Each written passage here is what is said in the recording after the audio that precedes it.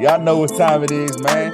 You're an idiot. Another one. Another one. But nah, the Carolina Panthers. Let's just cut to the chase. The Carolina Panthers. And here's why. We have a co-host on here, Charlie. He's been trying to do this for a long time, but I think he had to wait. He had to pump his brakes a little bit and wait for something nice to happen. And they just did it. They just did something that, and the thing Charlie, you should understand, it's even better for you because you predicted this to happen. They fired their coach. So on the heels of them firing Frank Reich, we're going to give them the idiot for a slew of things. I'm going to focus on the fact that their quarterback is the same size as my son. My son was born in 2021, if anybody was wondering. I'm sorry, 2022, if anybody was wondering. And he's not an elephant. He's not a giant. He's not an elephant. Okay? Listen, Bryce Young, Charlie asked me how I felt about him in college, right? When he was coming out. He asked me, because Charlie always gives me homework, XYZ. I just could not get past how small he was. He was looking cool as an executioner. I looked at some of his interviews. I liked the stuff he was saying. Even his voice sounded a little babyish to me. This is a huge blessing. I'm super excited to get to work. I'm super grateful for my parents and everyone who made this possible for me. And again, I couldn't be more ecstatic to be a Carolina Panther, and I'm ready to get to work. But I'm not going to get into all that.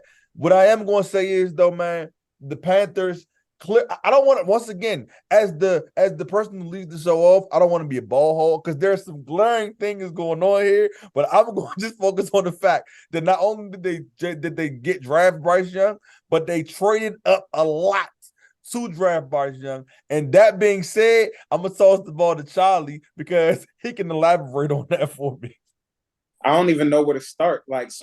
So Bryce Young, let's start. I just want to address your Bryce Young take. Bryce Young united this podcast last draft cycle.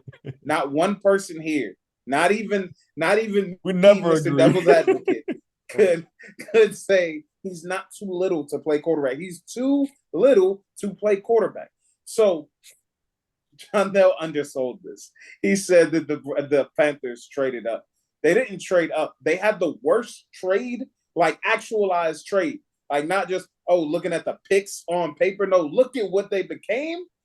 Worst trade in draft history, if you were to ask me. You start at the top by trading up to get the wrong quarterback. So you traded up, and basically by not taking C.J. Stroud, the better quarterback, a top 5 quarterback in the NFL after 11 games of his career, by not taking him, you pseudo traded him away. Like you traded away the opportunity because you got the first pick. You kind of traded him like he's kind of in this trade where they trade him, CJ, kind of, DJ Moore, still a monster wide receiver in this league, and what will become Caleb Williams no matter who picks it, because this team is too bad to win more games. They're going to give up the first overall pick. And if they didn't, so that's what they gave up. They gave up C.J. Stroud, pretty much, Caleb Williams, and DJ Moore for a quarterback who we don't think can play at this level. That's on the heels of reports that the coaching staff wanted C.J. Stroud, this beast, this wonderful quarterback, and the owner wanted the baby. I don't know. I ain't even a baby, but I want to. But the owner wanted the baby. Is what I'm trying to say. And the owner's mad. Babe's not working out. He can't fire himself. So he said, all right, you know what? Get out of here. I don't want to hear no more I told you so. Frank Reich, get out of here. I don't like it. If they did nothing, this is the cherry on top for me. If they did nothing, if they did not trade up for a quarterback, at 9, they would have gotten the best player in the draft, Jalen Carter. And then with the first pick next year, they would have gotten the generational talent, Caleb Williams at quarterback, and still had DJ Moore instead of needing a number 1 receiver. So I can't find a way where the Panthers didn't completely screw the pooch on this one. I just can't find it. Right. So when I look at this, I'm like, I don't even know if I can add anything because you guys have covered everything so beautifully. I remember, and this is what's crazy to me, and this is, I don't know how these things work, but some owners got to relinquish some of this power that they have.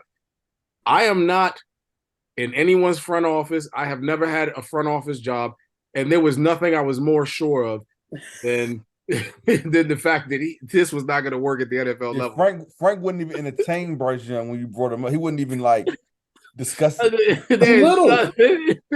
I watch a lot of college football. I like Alabama, so I watch a lot of their games. Like there was nothing I was more sure of than of all my years watching football, this is not something that was going to work. So every single play is difficult for him. Everyone.